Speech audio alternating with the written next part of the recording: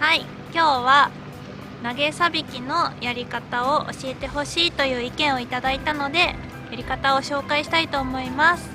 本日使うのはこちら、はやぶさです。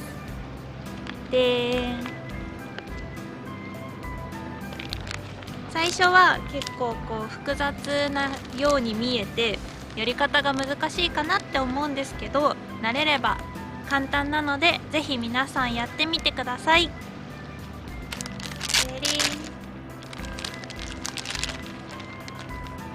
浮きと巻き絵入れるやつと、あとリアル網エビ、エビにね見える針がついています。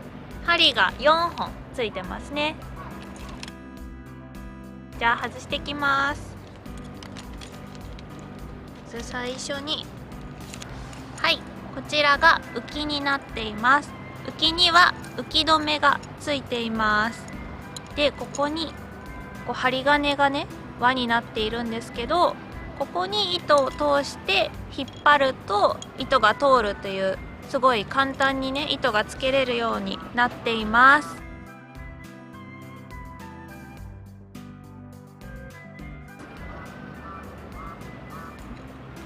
で、こちらがさびきのカゴですね。餌のカゴになります。はやぶささんのはオレンジ色になっているのが特徴ですね。綺麗ですね。浮きと色がお揃いになってます。で、この細いのが重りになってます。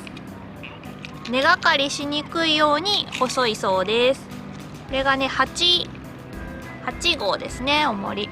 これもオレンジ色でオレンジセットになってますね。ではまず最初にこの浮き止めの銀色の部分を糸通します。糸通しと一緒ですね。裁縫で使うこんぐらいですね。そしたらこの浮き止めを通していきます。ドゥドゥン、ほででん、12、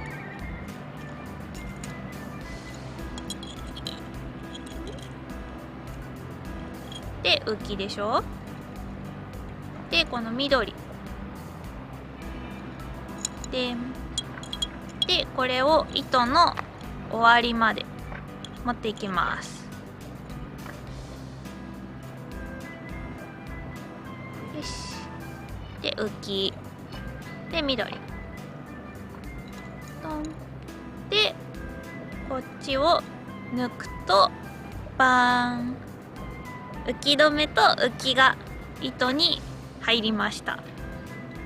とっても簡単ですね。これ一個一個これに通そうとしたら結構大変ですよね。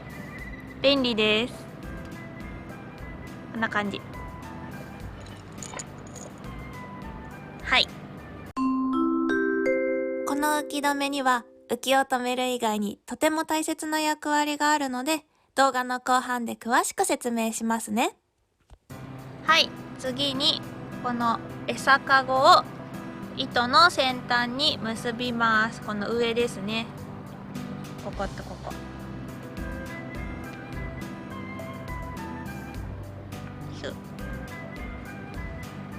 はい、結べました。次はこの下ですね。こっちに針がついてます。ここがね、なんて言えばいいんだろう安全ピンみたいな感じで止まってますね。でこれを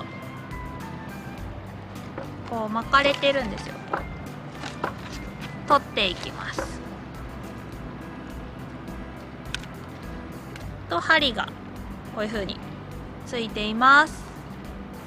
でこの先にそのまま重りがついてます。ここもねその安全ピンみたいなやつで止まってます。これで重りとさびきの針と餌かごと浮きですね。これで仕掛けが完成になります。で、この餌かごにサビキの餌を入れて投げます。簡単ですね。全部くっついてる。エビが可愛いですね。顔があるんだよ。それでは浮き止めの役割について説明しますね。仕掛けの全体像はこんな感じ。浮き止めの位置はここです。浮きは上部の浮き止めと緑の間を自由に動ける状態です。この自由に動ける幅が重要です。水深の浅い場所を狙うにはこれでいいのですが、水深の深いところに魚がいた場合、肝心のサビキ針が魚のところに届きません。そこで浮き止めの位置を上にずらすと、このようにサビキ針が魚に届きます。つまり仕掛け針の水深を調節する機能があったんです。魚のいる水深を狙って針を落とせるわけですね。はい、これで釣っていきたいと思います。次回予告。アジがたくさん釣れたよ、実況編。お楽しみに。最後までご視聴いただきありがとうございます。チャンネル登録、高評価、コメントよろしくお願いします。次回も見てね。バイバーイ。